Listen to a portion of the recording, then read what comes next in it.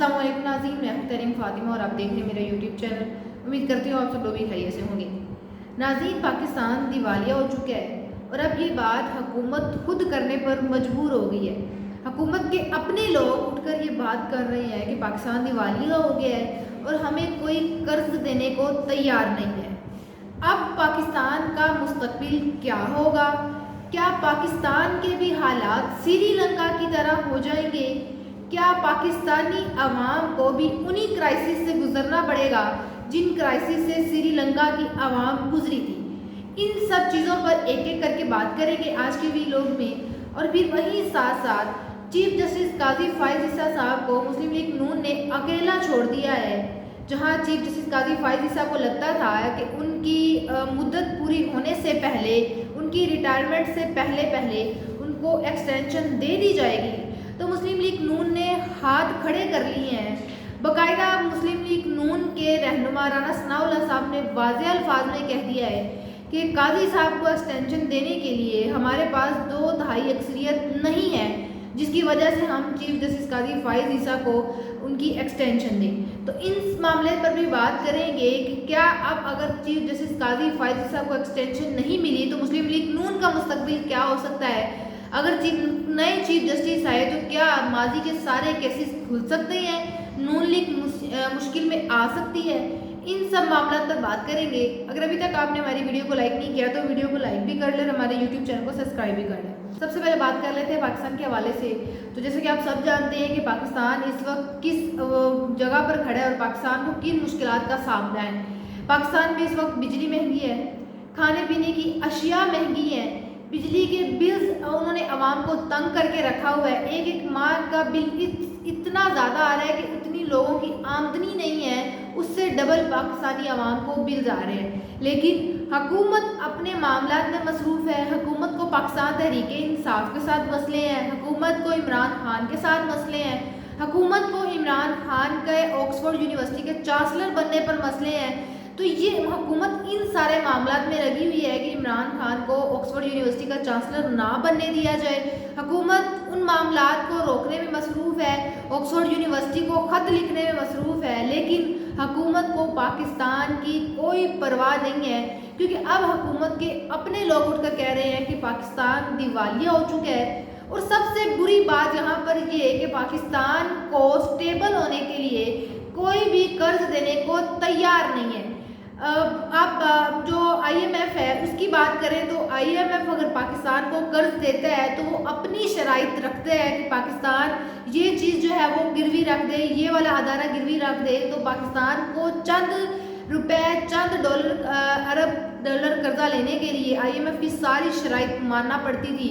लेकिन इस मरतबा IMF ने भी पाकिस्तान को जो किस्त दे दी, उसके बाद IMF ने भी कर्ज देने से इनकार कर दिया है। बाहर जितने ममालिक हैं उन्होंने भी पाकिस्तान को कर्ज देने से इनकार कर दिया है। हुकूमत की इस वक्त कारकर्दगी है कि हुकूमत ने पाकिस्तान के प्राइवेट बैंक से, प्राइवेट जितने भी बैंक हैं उनसे इस कदर उन बैंक से लोन लिया है कि अब प्राइवेट बैंकों ने भी हाथ खड़े कर लिए हैं कि वो अब मज़ीद हुकूमत को कर्ज नहीं दे सकते।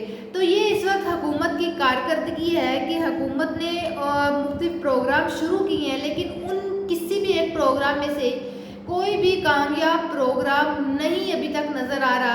पंजाब में मुख्तलिफ प्रोग्राम शुरू किए गए लेकिन उसमें से कोई भी एक प्रोग्राम कामयाब नहीं है।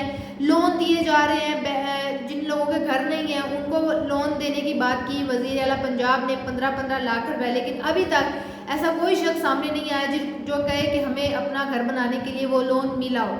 अच्छा जी, डॉक्टर कैसर बंगाली हैं, उनका कहना है कि मुल्क दिवालिया हो चुका है और हमें कोई कर्ज देने को तैयार नहीं है, और जितने भी पाकिस्तान के इदारे थे हम मोस्टली उनमें से बेच चुके हैं, मोस्टलियों को गिरवी रख चुके हैं। यहाँ पर एक और ट्विस्ट, जो मुल्क था उसमें से कुछ अदारे बेच दिए हैं, जो कुछ अदारे बचे वो गिरवी रख दिए हैं। अब बचे कुचे जो अदारे हैं, बचा कुचा पाकिस्तान है, उसमें से भी अदारों को बेचने की कोशिश की जा रही है, लेकिन कहा जा रहा है कि कोई ख़रीदार ही नहीं है कि उन अदारों को कोई ख़रीद सके।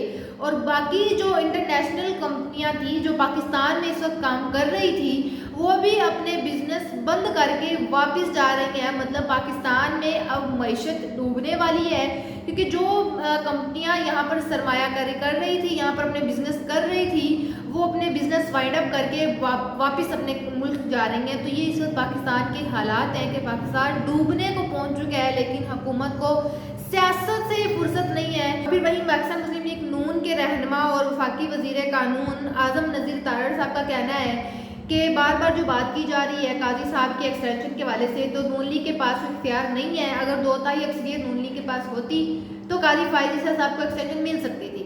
تو لہٰذا اب نون لیگ کے پاس اختیار نہیں ہے، تو اب چیف جسٹس قاضی فائز عیسیٰ کی توسیع کی بار بار بات نہیں کی جائے.